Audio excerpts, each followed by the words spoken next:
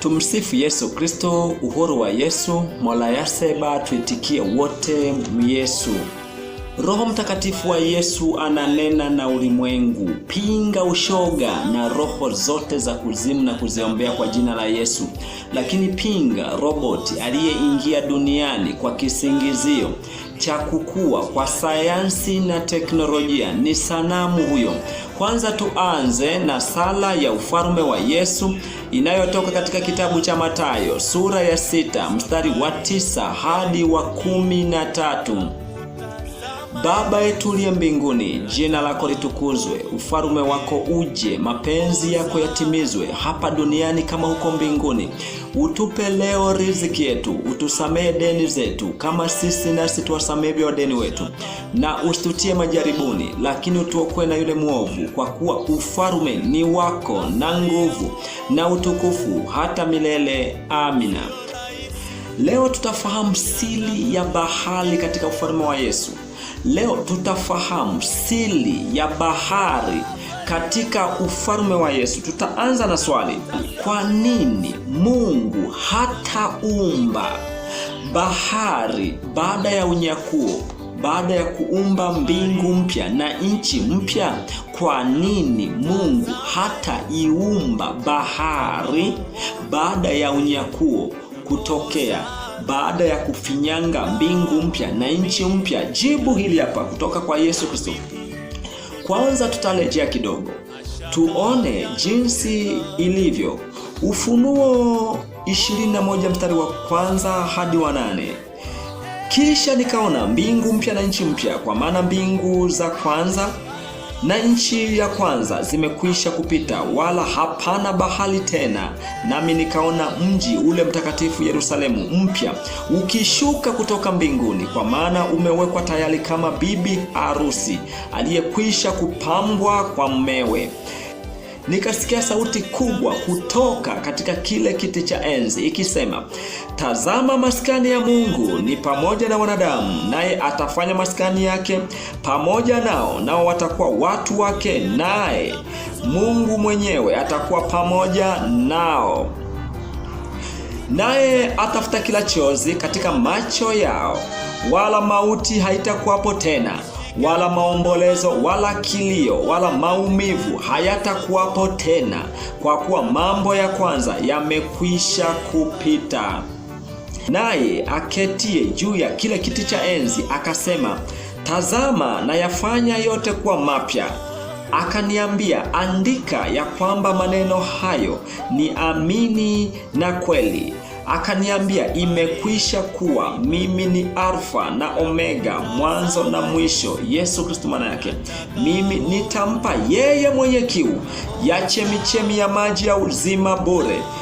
Yeye ashindaye atayarisi haya, nami nitakuwa Mungu wake, naye atakuwa mwanangu. Bali waoga na wasioamini na wachukizao na wauaji na wazinzi na wachawi na hao waabuduo sanamu na waongo wote, sehemu yao ni katika lile ziwa liwakalo moto na kiberiti. Hiyo ndiyo mauti ya pili.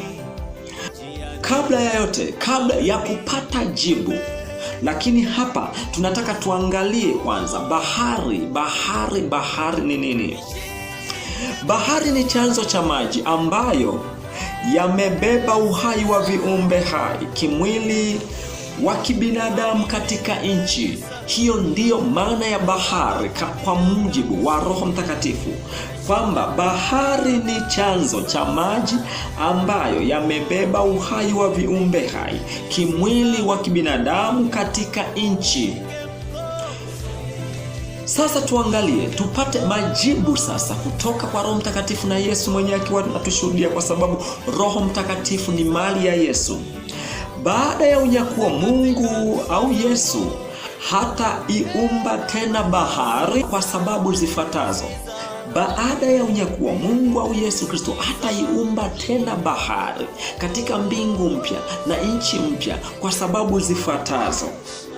Sababu ya kwanza, na ni nzito kabisa, Miili yetu baada ya unyakuo haitaishi kwa mkate tena, bali tutaishi kwa neno la Mungu. Narudia tena, maana hili jibu ndilo ambalo Yesu Kristo amepanga tulijue.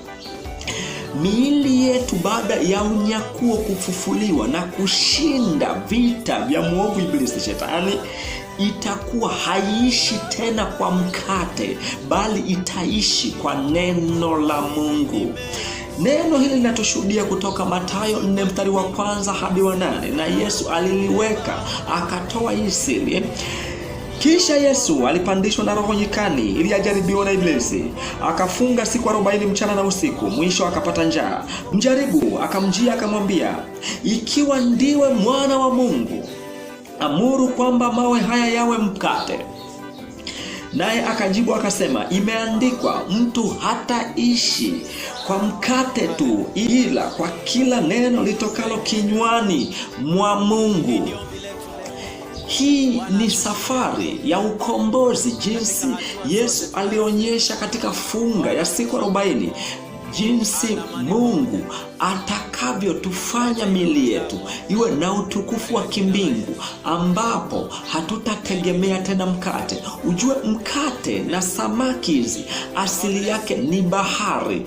Bahari inapocheua, mvua inanyesha, ndipo tunapata mkate. Unachipuka, unazaa, ngano inazaa mkate, na vyakula mbalimbali ni mkate. Lakini pia samaki huyo aliyetakaswa na Yesu Kristo ni asili ya bahari.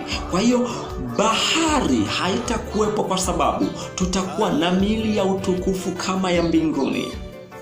Lakini sababu nyingine, bahari itakuwa ni nyumba ya mapepo na mashetani yaliyokataa kumkiri Yesu Kristo kwamba ni mwana wa Mungu na ni Mungu pia.